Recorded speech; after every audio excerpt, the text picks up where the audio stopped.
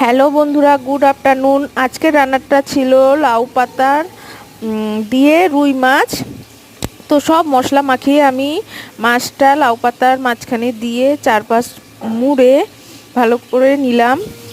তারপর চাটুতে তেল দিয়ে একটু ছেঁকে নিতে হবে লাল লাল করে।